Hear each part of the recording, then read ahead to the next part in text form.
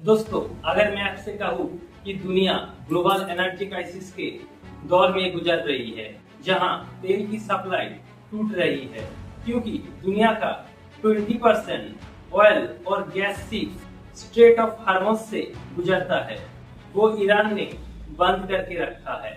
कई देश अपना फ्यूल्स को बचाने के लिए इमरजेंसी स्टेप्स लेना शुरू कर दिया है और इसका सीधा असर धीरे धीरे भारत पर भी दिख रहा है। दोस्तों, अब सबसे बड़ा सवाल, क्या ये सिचुएशन इंडिया को एक नया लॉकडाउन तक पहुंचा सकती है? आज इस वीडियो में हम ग्लोबल एनर्जी क्राइसिस को सिंपल लैंग्वेज में ब्रेक डाउन करेंगे। दोस्तों, सबसे पहले समझिए ग्लोबल एनर्जी क्राइसिस होता क्या है। दुनिया भर में जब मेन एनर्जी सोर्सेस जैसे कि गैस और ऑयल की सप्लाई सडनली डिसरप्ट हो जाए और डिमांड उससे ज्यादा रहे तो एक डेंजरस गैप क्रिएट होता है। इसी सिचुएशन को कहते हैं ग्लोबल एनर्जी इमरजेंसी। वार और जियोपॉलिटिकल टेंशन के वजह से गैस और ऑयल सप्लाई रूट इम्पैक्ट हो रहे हैं। कुछ कंट्रीज प्रोडक्शन कम कर रही है, ट्रांसपोर्ट और शिपिंग में डिसरप्शन आ रहे हैं। दुनिया भर में लगभग 1.1 crore barrel per day oil disruption हो रहा है। 1970s एनर्जी क्राइसिस में लगभग 50 lakh barrel per day disruption हुआ था और उस वक्त दुनिया में इकोनॉमिक स्लोडाउन आ गया था। आज का क्राइसिस उससे भी बड़ा है।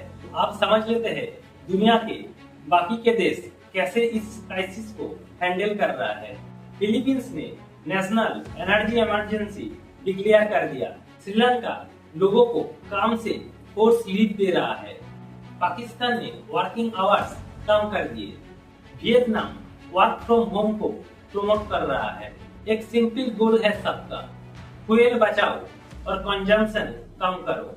मतलब सिचुएशन सीरियस है, लेकिन पैनिक वाली नहीं, लेकिन इसे इग्नोर भी नहीं कर सकते। आप आते हैं इंडिया पर। सरकार ने क्या कह रही है? इंडिया में फ्यूल की कोई कमी नहीं है, लेकिन ग्राउंड पर क्या हो रही है? लाइंस, लिमिट और पैनिक। जब लोगों को लगा कि ग्लोबल एनर्जी क्राइसिस का असर इंडिया में भी पड़ने वाला है, तो लोग एक साथ फ्यूल लेने लग गए। हर तरह देखो, पेट्रोल पंप में लंबा लाइन, गैस में रैपिडली बुकिंग। जब डिमांड एकदम से बढ़ जाता है, तब टेम्पोररी शॉर्टेज फील होता है, लेकिन ये एक्चुअल शॉर्टेज नहीं है, ये मैनमेड क्राइसिस है, लोगों के डर का रिजल्ट। अब बात करते हैं एलपीजी सिलेंडर की। एलपीजी बुकिंग में गवर्नमेंट ने कुछ रूल्स स्ट्रिक्ट कर दिए। नॉर्मल कनेक्शंस पर 35 डेज के बाद बुकिंग, उज्ज्वला कनेक्शन पर 45 दिन का गैप। इससे क्या हुआ? लोग ज्यादा डर गए। कुछ स्टेट्स ने अल्टरनेटिव फ्यूल भी देना शुरू कर दिया, जैसे केरोसिन डिस्ट्रीब्यूशन दोबारा शुरू किया गया।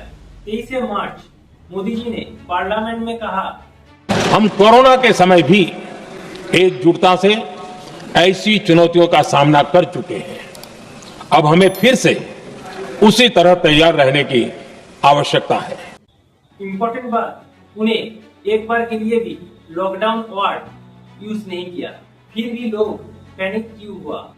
क्योंकि जैसे ही लोगों ने कोविड वर्ड सुना, उनके दिमाग में 2020 का कोविड लॉकडाउन फ्लैश हो गया और वहीं से ये अफवाह शुरू हो गई। क्या फिर से लॉकडाउन लगने वाला है? दोस्तों, इसका सीधा जवाब नहीं, कोरोना जैसा लॉकडाउन नहीं लगेगा, क्योंकि कोरोना एक महामारी थी, पर्सन टू पर्सन स्प्रेड होने का खतरा था। और अब सिचुएशन ग्लोबल एनर्जी क्राइसिस चल रहा है और इसमें घर में बंद रहने का कोई लॉजिक नहीं है। इसका सॉल्यूशन लॉकडाउन नहीं है, बल्कि स्मार्ट फ्यूल कंजम्पशन है। हाँ जरूर, युद्ध लंबा चली तो सरकार ने कुछ इमरजेंसी स्टेप ले सकते हैं, जैसे कि वर्क फ्रॉम होम बढ़ाया जा सकता है, ऑफिसेस 4 दिन पर वीक कर सकते हैं, फ्यूल सेविंग पॉलिसीज आ सकते हैं, सोलर और इलेक्ट्रिक एनर्जी पर फोकस बढ़ सकते हैं। इंडिया ने पहले ही प्लानिंग कर रखी है।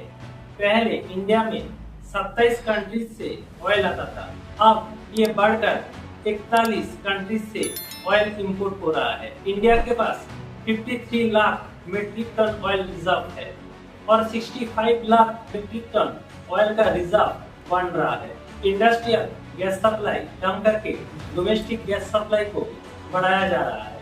मतलब अभी भी इंडिया में सिचुएशन कंट्रोल में है, लेकिन केयरफुल रहना जरूरी है। तो दोस्तों, सच क्या है? पेट्रोल पंप की लाइन शॉर्टेज की वजह से नहीं, बल्कि डर के वजह से है। पीएम मोदी ने लॉकडाउन के बारे में अभी तक कुछ नहीं बोला, सिर्फ तैयारी की बात की। इंडिया के पास अभी भी एनफ फ्यूल रिजर्व है, इसीलिए ना आंख बंद करो और ना पैनिक करो। फेक न्यूज से दूर रहो और सबसे इम्पोर्टेंट, जमाखोरी मत करो, क्योंकि जब आप जरूरत से ज्यादा फ्यूल स्टॉक करते हो तभी असली शॉर्टेज शुरू होती है। दोस्तों, वीडियो कैसी लगी कमेंट में जरूर बताइए। अगर इस वीडियो को अच्छी लगी हो तो लाइक और चैनल को जरूर सब्सक्राइब करें। मिलेंगे दूसरी कोई एपिसोड पर, तब तक जय हिंद, जय भारत।